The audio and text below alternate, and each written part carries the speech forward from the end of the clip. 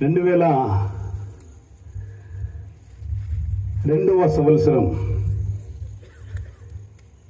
December 14వ తారీఖున నాకు వివాహం అయింది.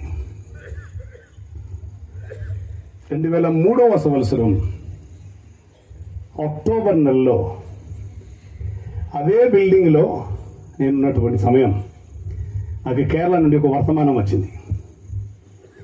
నా భార్య, తన పేరు నిషా గారు ఈరోజు రావాల్సింది, కానీ రావడానికి కుదరలేదు. మా అమ్మగారు అనగా మా అమ్మచ్చి గారు, మేము అమ్మచ్చి అని పిలుస్తుంటాం, అమ్మగారు ఇంటిలో ఉన్నారు కనుక తను బలహీనరాలుగా ఉన్నారు. వయసు 84 అయింది. తన విషయంలోని చూడాలని ఉద్దేశంతో తను అక్కడ ఉండిపోవాల్సిన స్థితి కలిగింది. లేకపోతే తను కూడా రావాల్సింది. ఈరోజు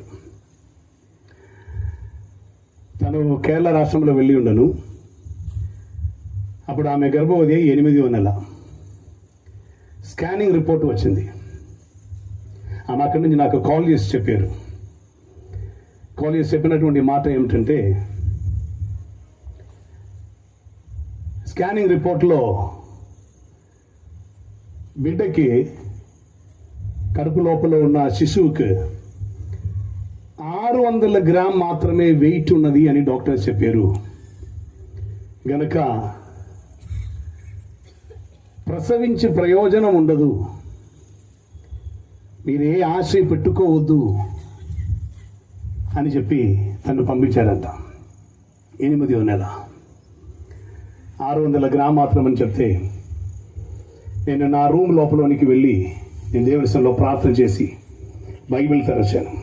బైబిల్ తెరిస్తే బైబిల్లో వాక్యం ఇలా ఉండను, దావీదు తన కుమారుని కొరకు ప్రార్థన చేశాను, కానీ ఆ ప్రార్థన దేవుడు ఆలకించలేదు. ఆ కుమారుడు చనిపోయాడు. ఆ వాక్య భాగం చదివినప్పుడు నేను అనుకున్నాను, ఓకే ప్రభు ఈ ఆలోచన నాకు ఇస్తున్నారేమో, ఈ కుమారుడు నాకు దొరకదేమో, ఈ బిడ్డ నాకు దొరకదేమోనని నా హృదయంలో వేదన ఉండను. అలా వేదనతో ఉండేటప్పుడు నేను ఒక పాట పాడాను. ఫాదర్ బర్క్మన్స్ గారు రాసినటువంటి ఒక పాట. నా కొరకు అన్నీ చేయువాడా, ముగించువాడా, నా భారము నా బాధ్యత, నా భారము నా బాధ్యత, నీ పాద చెంత దించితిని. యేసయ్యా నిన్నే కదా నా ముందు నిలిపేను. యేసయ్యా నిన్నే కదా నా ముందు నిలిపేను. నా రూములో ఉండి నేను ఈ పాట నేను అది తమిళ్లోనే ఆ రోజు పాడాను. పాడి పాడి పాడి ఏడ్చుకుని పాడాను. నా భారం అంతా అలా తొలగిపోయినట్టుగా నాకు అనిపించింది. 10, 11, 12 తారీఖు ఉపవాస ప్రార్థన జరుగుతున్నది.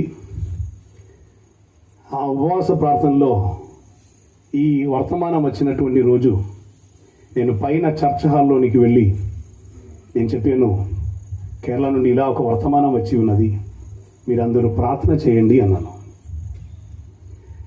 3 రోజు ఉపవాస ప్రార్థన ముగించిన తర్వాత రోజు అనగా అక్టోబర్ 13వ తారీఖున ఒక పాస్టర్స్ మీటింగ్ జరిగాయి.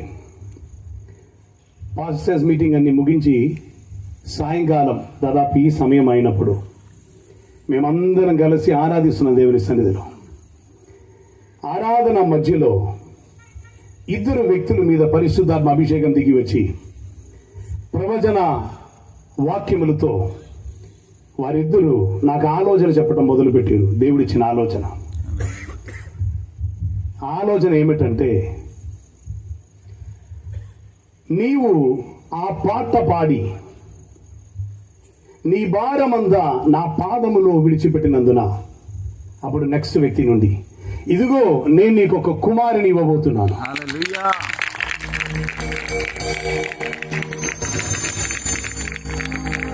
నాకు సంతోషము దుఃఖం అన్ని ఒకే రీతిలో వచ్చింది. ఆ కూడిగా ముగించినప్పుడు నేను కింద వచ్చి ప్రభుని అడిగాను, ప్రభువా డాక్టర్ సాధ్యం కాదని చెప్పారు, నీవు కుమారుని ఇస్తున్నాను అంటున్నారు, ఎలాగనో అని అడిగినప్పుడు ప్రభు నాకు ఒక దర్శనం చూపించారు. నా భార్య, ఆమె పేరు నిషా, నేను చెప్పాను ఒక భార్య ఉంది అందుకే కరెక్ట్గా చెప్తున్నాను, దేవునికి స్తోత్రం. ఆమె కడుపులోనికి 2 హస్తములు వచ్చి హల్లెలూయా బిడ్డను తీసి అలా పైకి ఇస్తూ పై నుండి వేరొక బిడ్డను తిరిగి పెడుతున్నాను. హల్లెలూయా.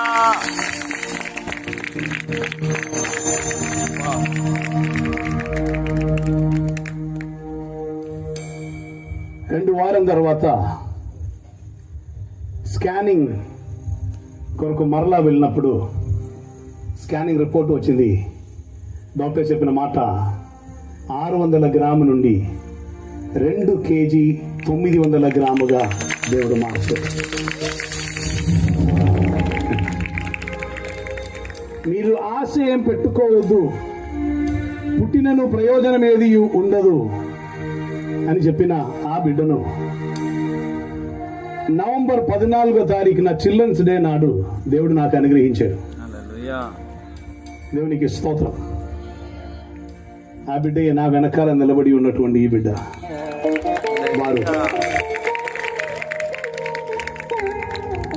ఆ ప్రవచనం చెప్పినటువంటి వ్యక్తియే ఈ మీటింగ్ అరేంజ్ చేసినటువంటి సిస్టర్ మెర్లిన్. హల్లెలూయా. తనతో కూడా ప్రవచనం చెప్పినటువంటి వ్యక్తి సిస్టర్ పద్మ. హల్లెలూయా. దేవుడు వాగ్దానం ఇస్తే ఆయన నెరవేరుస్తారు. ఆమేన్. ఆయన మాట మార్చటానికి ఆయన మానవుడు కాడు. హల్లెలూయా. ఈ రాత్రి ప్రవచన వాక్యం ఏదైనా వెల్లడి అయితే అది నా కొరకున్నదని పట్టుకోవటానికి నీకు సాధ్యమైతే తప్పకుండా నీ జీవితంలో నెరవేరుతుంది. ఆమేన్. శాస్త్రలోకం చెప్పినది సాధ్యం కాదు, కానీ నా దేవుడు చెప్పాడు సాధ్యమే. ఆమేన్. ఈరోజు నేను మీ మధ్యలో నిలబెట్టేటప్పుడు ఈ సెప్టెంబర్ 26వ తారీఖున నేను మీతో నిలబడుతున్నప్పుడు కరెక్ట్గా 31 సంవత్సరాల క్రితం ఒక సెప్టెంబర్ 25వ తారీఖున సాయంకాలం కత్తి చేత పొడవబడి ఈ లోకం నుండి నన్ను వేరు చేయుటకు అపవాది ఒక హైయర్డ్ కిల్లర్ని సిద్ధపరిచి పంపి ఉండను, కానీ యేసుని సాక్షించుటకు, యేసునికి సాక్షిగా నిలబట్టుకు ఈ సమయం ఇక్కడ వచ్చి నిలబడి ఆయన్ను మహిమపరుస్తుంటే నా దేవునికి అసాధ్యమైనది ఏదీ లేదు అని, ఈ శరీరంలో రక్తం ఏదీ లేదు అని డాక్టర్ సాక్ష్యం ఇస్తే అదే వ్యక్తిని నిలబట్టి అదే వ్యక్తికి ఆరోగ్యం ఇచ్చి కుటుంబమునిచ్చి ప్రవచన వాక్యముల ద్వారా మరలా బిడ్డలను ఇచ్చి ఆశీర్వాదం నడిపిస్తున్న దేవునికి అసాధ్యమైనది ఏదీ లేదు.